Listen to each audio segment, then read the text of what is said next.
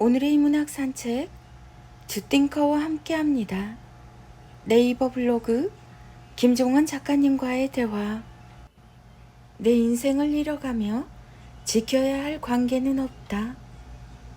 가장 소중한 건 나의 인생입니다. 나를 잃어가며 지킬 정도로 중요한 관계는 없습니다. 이런 사람과는 멀어지는 게 좋습니다. 1. 내가 좋아하는 것들을 무시하는 사람. 2. 자꾸만 눈치를 보게 만드는 사람. 3. 내가 가진 것들을 존중하지 않는 사람. 4. 있는 그대로의 내 가치를 모르는 사람. 5. 함께 있으면 오히려 더 외롭게 만드는 사람. 6. 내가 품은 꿈을 하찮게 만드는 사람. 7. 내 편이라는 생각이 전혀 들지 않는 사람. 이렇게 하고 횡설수설 말하는 습관 싹 고침. 1. 바로 대답하지 않아도 된다는 생각 가지기. 누군가 질문할 때 대답을 빨리 해줘야 된다는 조급함에 가슴이 두근거리고 식은땀이 나서 생각이 정리되지 않았는데 말부터 뱉는 경우가 많다. 이럴 경우 말이 빨라지고 횡설수설하게 된다. 하지만 그러지 않아도 된다. 그 질문에 대해 충분히 생각하고 답해도 되고, 길어질 것 같다면 잠시만요. 잠깐 생각 좀 해보겠습니다. 라고 말해도 아무도 뭐라고 하지 않는다. 2. 내 기준이 아니고 상대의 기준에서 말하기. 말은 상호 간의 의사소통을 위한 수단이다. 내가 하고 싶은 말을 상대가 이해하지 못하면 무용지물이라는 소리다. 따라서 상대가 이해하기 쉽게 간결하고 핵심만 말하는 연습을 하자. 3. 한 번에 한 가지 주제만 말하자. 하고 싶은 이야기를 하기 위해 격가지를 너무 많이 말해버리면 말의 힘이 분산되고 방향을 잃는다. 그러니 전달하고자 하는 한 가지 주제를 명확히 듣는 사람이 정확하게 알아듣도록 문장을 깔끔하게 만드는 연습을 하자. 인생을 잘 살아가는 사람들의 가장 큰 특징은 언어를 잘 다루는 것입니다. 꼭 말을 하는 행위가 아니더라도 글을 쓰고 조합하는 능력이 출중합니다. 언어를 잘 다룬다는 것은 여러 가지 어려운 단어들을 장황하게 늘어놓는 것이 아니라 핵심을 파악하고 그것을 전달하는 능력이 좋은 것입니다. 따라서 남에게 어떤 뜻을 전달하거나 혹은 스스로에게 질문하더라도 명확하게 물어보고 정확하게 답할 수 있죠. 그렇게 되면 인생이 명료해지며 더 나은 선택을 해 좋은 방향으로 나아갈 수밖에 없습니다. 철학자 비트겐슈타인은 내 언어의 한계는 내 세계의 한계다라고 말했습니다. 언어는 곧 나를 투영합니다. 당신의 세계는 어느 정도인가요? 단조로웠던 당신의 일상에 다채로움이라는 언어를 선물하세요. 내가 사용하는 언어를 바꿔 경탄할 만한 인생을 살 수 있게 도와주는 책, 김종원 작가님의 내 언어의 한계는 내 세계의 한계이다. 아들에게 꼭 해줘야 할 8가지 행동. 1. 남자아이들은 잘 씻지 않습니다.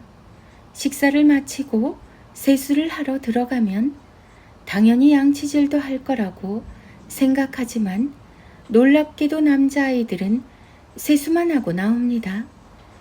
세수한 다음에 양치질도 하고 나와 라고 분명히 3번 이상 말해줘야 말을 듣습니다. 2. 대부분의 아들은 스스로 알아서 하지 않아서 잔소리를 하게 되죠. 그래서 무언가를 시킬 때는 구체적으로 말해야 합니다. 정리하라고 했지가 아니라 책상 정리를 먼저 한 후에 장난감이랑 네가 본 책들 정리하자처럼 하나하나 구체적으로 알려줘야 합니다. 3. 비록 잘 하지는 못하더라도 할 줄 아는 운동 하나 정도는 만들어야 합니다.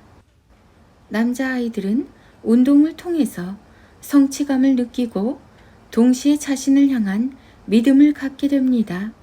어릴 때부터 운동 하나 정도는 함께 즐기며 자신감을 가질 수 있게 해주세요. 4. 게임에 규칙이 있는 것처럼 아들의 하루에도 규칙이 있어야 합니다. 그럼 남자아이들은 마치 게임을 하듯 하루의 규칙을 즐겁게 지켜나가죠. 크게는 오전과 오후 혹은 시간대별 해야 할 일을 함께 정한 이후 습관이 될 수 있게 해주는 게 좋습니다. 5. 악기 하나 정도는 다룰 수 있게 해주는 게 좋습니다. 남자아이들은 자신의 감정을 쉽게 제어하지 못합니다. 감정적이라서 쉽게 분노하고 화를 내죠. 하지만 악기를 연주할 수 있게 되면 자연스럽게 자기 감정을 제어하며 음악으로 표현할 수 있게 되어 내면이 탄탄한 아이로 성장할 수 있습니다. 6. 아들에게는 특히 과정을 격려하고 칭찬하는 말이 필요합니다. 과정에서 자신감을 가질 수 있어야 도전을 반복할 용기를 낼 수 있기 때문입니다. 순위나 숫자 등 결과를 언급하는 말은 최대한 자제하고 너 달리는 모습이 참 멋지더라 처럼 아이의 과정을 격려하고 칭찬하는 말을 들려주세요. 7. 남자아이들은 주로 산만하고 에너지가 넘칩니다. 부모가 크게 소리를 지르며 화를 내면 남자아이들은 오히려 더 크게 소리를 지르며 분노하죠. 아주 위험한 상황이 아니라면 조용히 지켜보며 기다리는 게 좋습니다.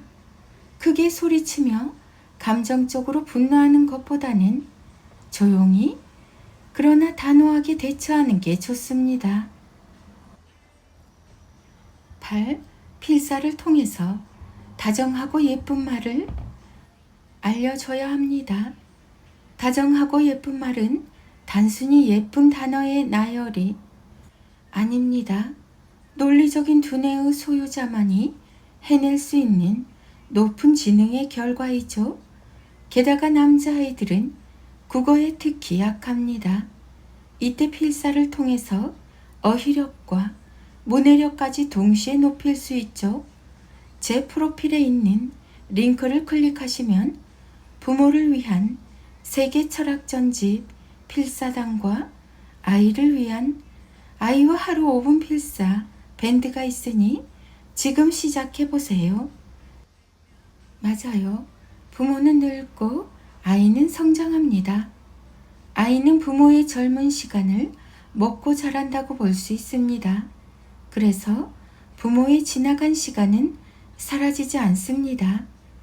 그대로 아이에게로 가서 아이를 구성하는 모든 것이 되었으니까요.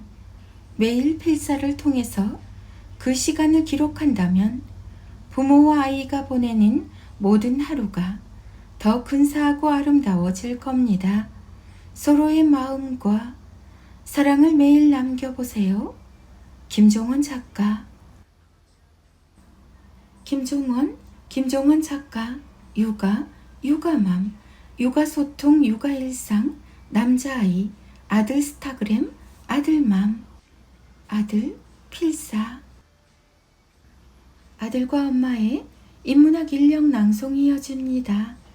김종원 작가님의 하루 한 장 365 인문학 인력. 아이에게 좋은 습관을 가르치는 것도 중요하지만 그보다 좋은 생각을 먼저 알려줘야 합니다. 습관은 결국 생각이 합이니까요.